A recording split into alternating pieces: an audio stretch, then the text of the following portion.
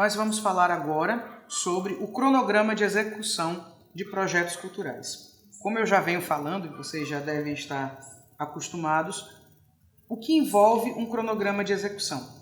Primeiro ponto, os objetivos, certo? O que eu pretendo realizar no meu projeto. Segundo ponto, as metas ou etapas, que é qual a sequência de atividades eu vou realizar, com qual sequência de atividades eu vou realizar meu projeto. E o terceiro ponto é como isso vai ser distribuído ao longo do tempo, né? O cronograma ele diz respeito a isso, a distribuição das ações no tempo, certo? Vocês vão ver editais que prevêem uma execução de projeto ao longo de 12 meses, mas tem outros editais que prevê execução do projeto em 6 meses, em 4 meses, em 3 meses. Então é preciso estar atento para o seu projeto conseguir ser executado no tempo necessário, tá bom? Tendo respondido essas perguntas sobre o objetivo, as metas e o plano de distribuição, a gente começa a ter um desenho da execução do projeto e do cronograma, tá certo? Nos editais da PNAB, a planilha relacionada ao cronograma de execução, ela vai trazer aqui cinco colunas. Uma é a atividade, a segunda é a etapa, então você vai dizer o que você vai fazer, você vai dizer qual é essa etapa, você vai descrever o que você vai fazer e vai delimitar o início e o final dessa atividade que você está propondo, tá certo? O formato do cronograma, ele pode mudar de acordo com o edital que você está submetendo ao seu projeto. No caso dos editais da PNAB, é uma data de início e uma data de final, com dia, mês e ano. Outros editais, talvez ele apareça para você um quadrinho, certo? Como vocês podem ver aqui ao lado, onde vai estar escrito etapa, você vai descrever qual é a etapa e os meses de execução numerados de 1 até a quantidade de meses que for a execução do seu projeto e você vai lá marcando um X sobre qual é o mês onde essa ação vai ser desenvolvida. E trago também para vocês aqui outros exemplos dessas execuções mês a mês. O cronograma de execução ele também pode ser separado em pré-produção, produção e pós-produção, tal qual pode acontecer com o orçamento, certo?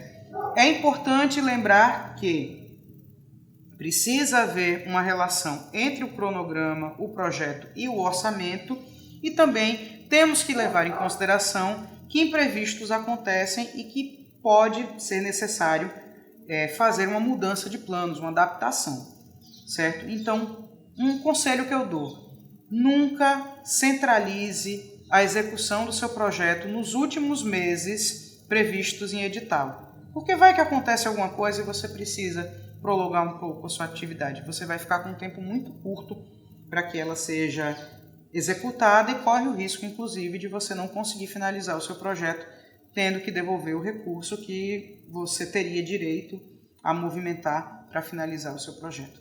Tá certo? Sobre o cronograma, é isso que eu tenho para compartilhar com vocês. Agora, nós vamos falar sobre a documentação complementar. Tá certo? Então, o projeto cultural, o orçamento e o cronograma, eles fazem parte do projeto como um todo. A gente vai falar agora sobre a emissão das certidões, que isso diz respeito à etapa de análise documental do seu projeto.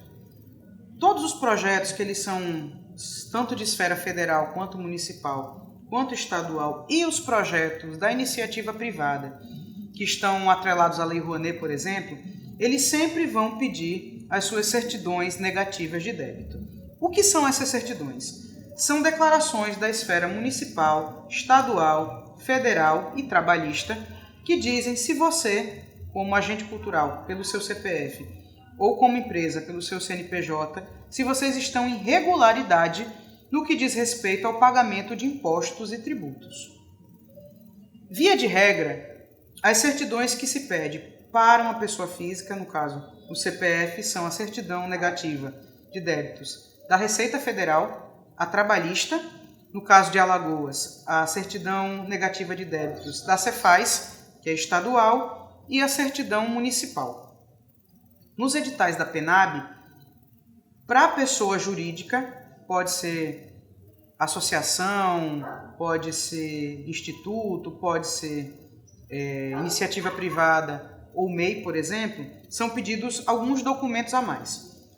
Vai ser pedido a certidão da Receita Federal, vai ser pedida a certidão trabalhista, a estadual da Cefaz Alagoas, no caso de Alagoas, a municipal, vai ser pedida também a certidão do FGTS, da Caixa Econômica, e no caso de empresas com fins lucrativos, vai ser pedida a certidão negativa de falência ou recuperação judicial.